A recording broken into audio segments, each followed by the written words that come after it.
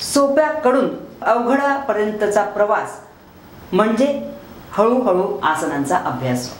ॲनाटॉमीचा पूर्ण विचार करून तयार केलेलं हे शास्त्र आहे. आसन का करायचे हे पण जाणून घेणं अतिशय महत्त्वाचं आहे.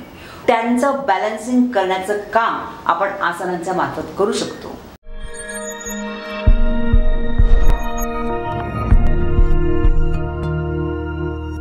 नमस्कार, मी योगाचार्य doctor Pragya Patil, a Guinness book of world record holder for the longest yoga marathon. आज सप्रेम मराठीच्या एक्सपर्ट ओपिनियन या सदराखाली योग या विषयावर मार्गदर्शन करण्यासाठी आलेली आहे. यापूर्वीच्या 2 एपिसोडमध्ये आपण यम आणि नियम याबद्दल जाणून घेतलं. आज आपण अष्टांग योगातली तिसरी पायरी म्हणजे आसन या विषयावर जाणून घेणार आहोत. आसन म्हणजे काय? पतंजली ऋषींनी सांगितलेल्या व्याख्येप्रमाणे स्थिर सुखम आसनम म्हणजे शरीराच्या ज्या स्थितीत स्थिरता आपण प्राप्त करू शकतो, सुखकारकता आपण अनुभवू शकतो, अशा शरीराच्या स्थितीला आसन असे म्हटले गेलेले आहे.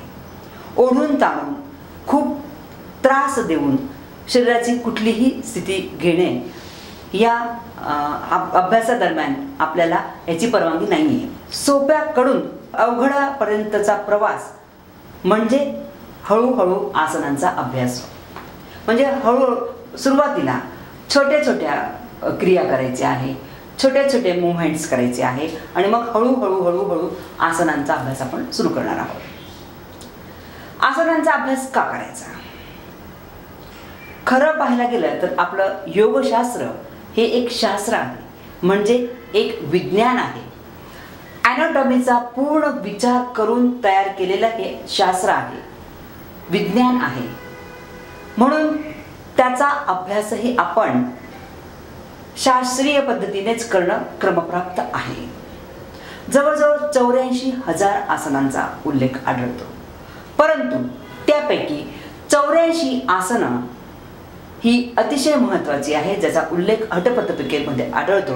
त्यातल्याच काही आसनांचा आपण अभ्यास या ठिकाणी आता करणार आहोत.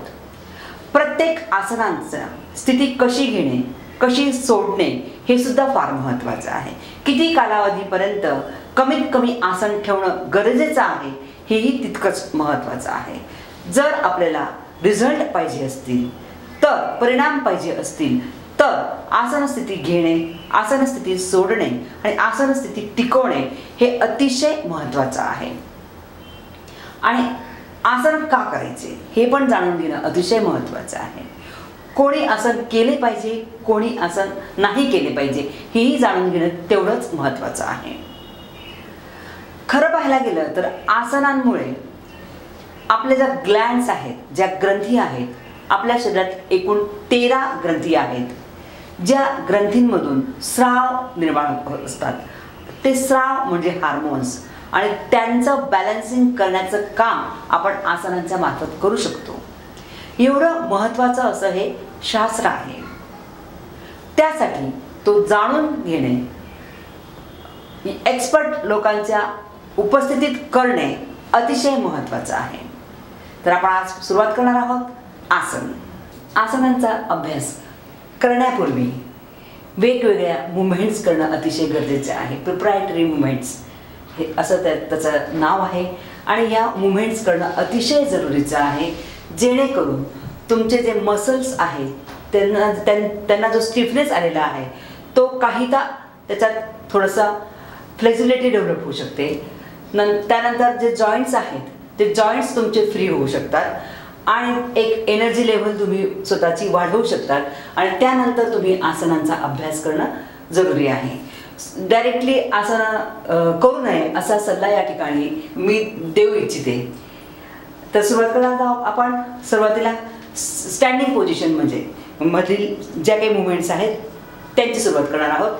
स्टँडिंग पोझिशन म्हणजे दंड स्थितीतील दोन्ही पाय एकमेकांना जोडून घ्यायचे, दोन्ही हात कमरेजवळ ठेवायचे, पाठीचा कणा ताठ ठेवायचा. मानेपासून सुरुवात करणार आहोत तर पायापर्यंत आपण वेगवेगळ्या प्रकारच्या मुवमेंट्स या ठिकाणी करणार आहोत. मी करणार आहे, माझ्यासोबत सुद्धा आपण करू शकता. 1 ला मान खाली घ्यायची, जास्तीत जास्त खाली घ्यायची. 2 ला मान वर घ्यायची, जास्तीत जास्त वर घ्यायची. ताण निर्माण झाला पाहिजे. 3 जास्तीत जास्त मान खाली घ्यायची, दाब निर्माण झाला पाहिजे. 4 5 6 7 8 9 10. तसंच थांबायचे. 1 2 3 4 5 6 7 8 9 10. मान खाली. 1 2 3 4 5 6 7 8 9 10. मान सरळ. डावीकडे.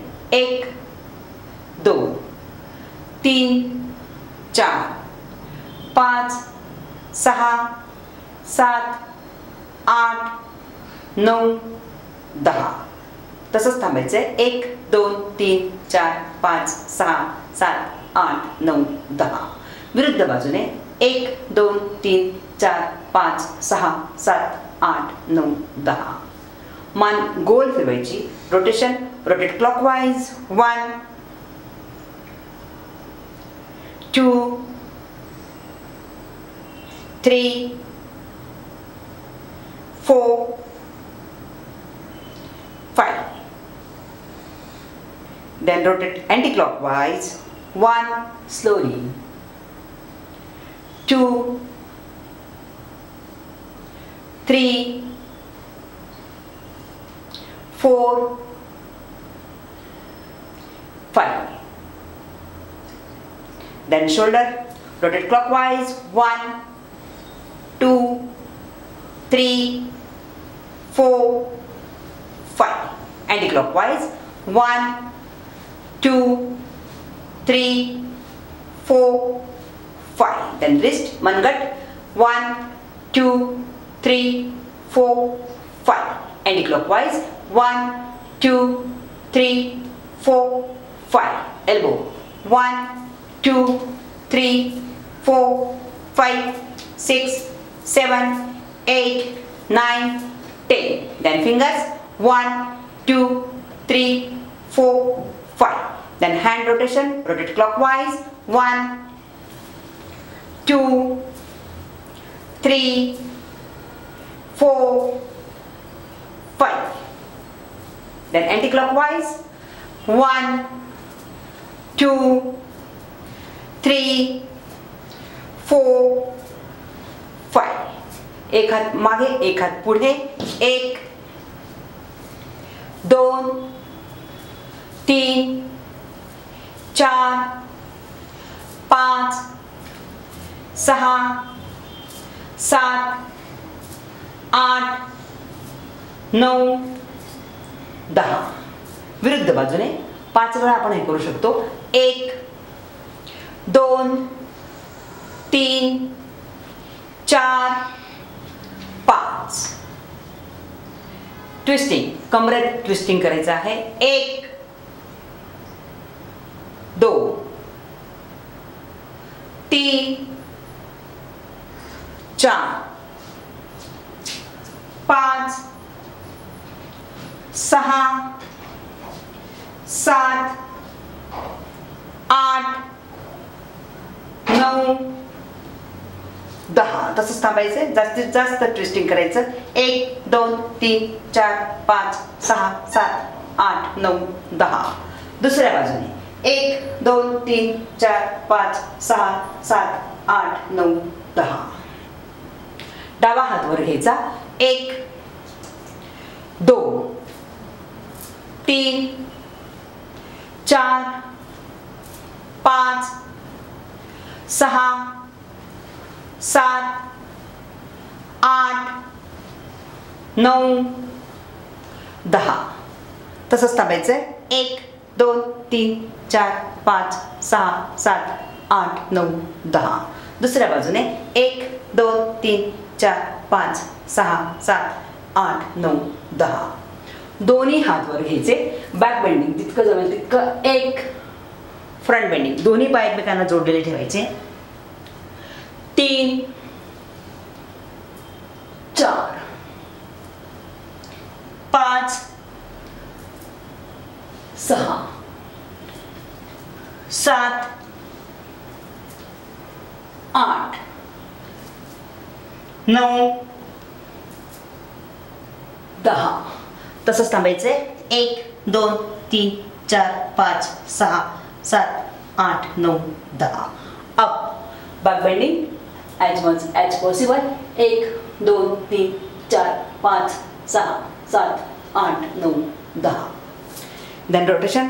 कमर गोल ठेवायची आहे. 1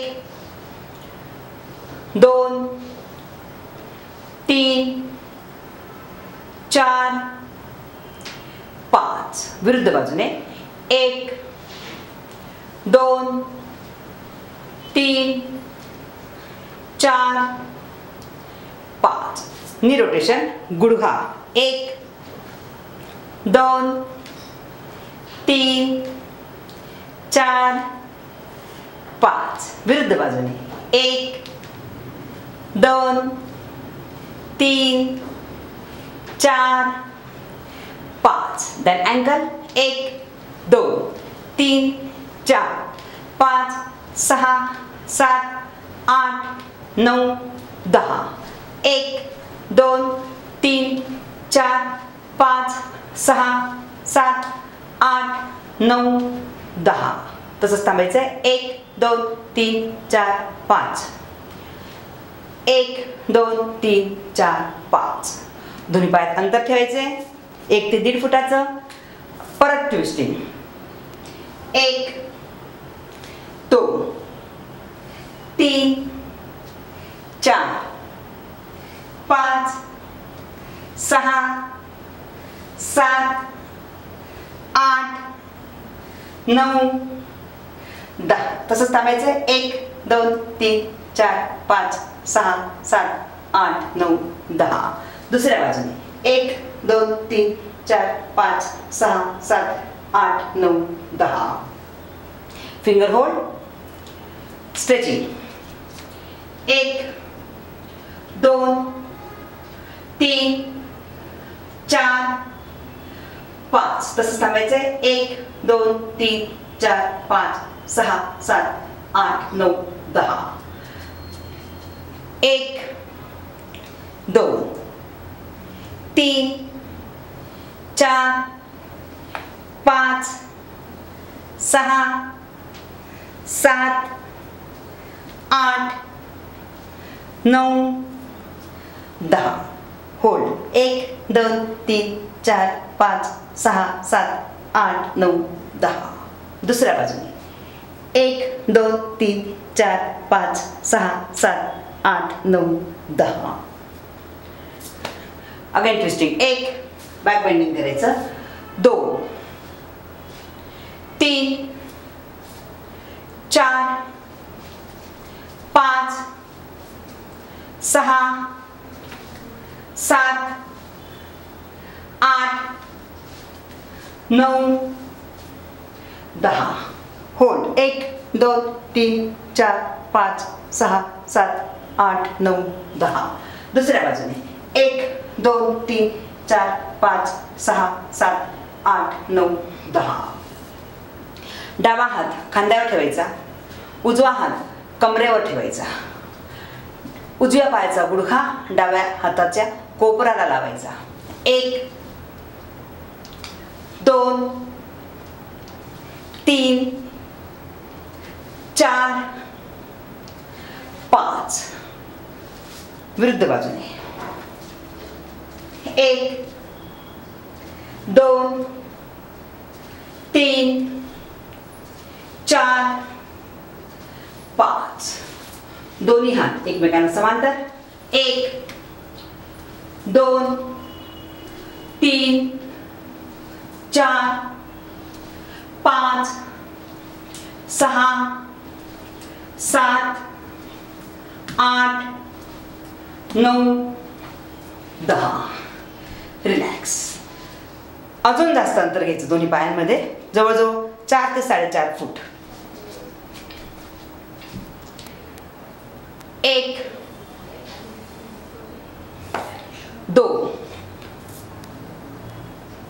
3 4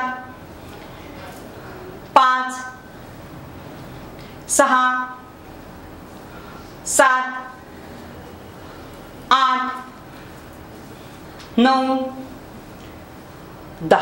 hold. 1 2 3 4 5. 1 2 3 4 5. 1 2 3 4 5 6 7 8 9 10. 1 2 3 4 5. 1 2 3 4 5. Front bending. 1 2 3 4 5. Back bending. 1 2 3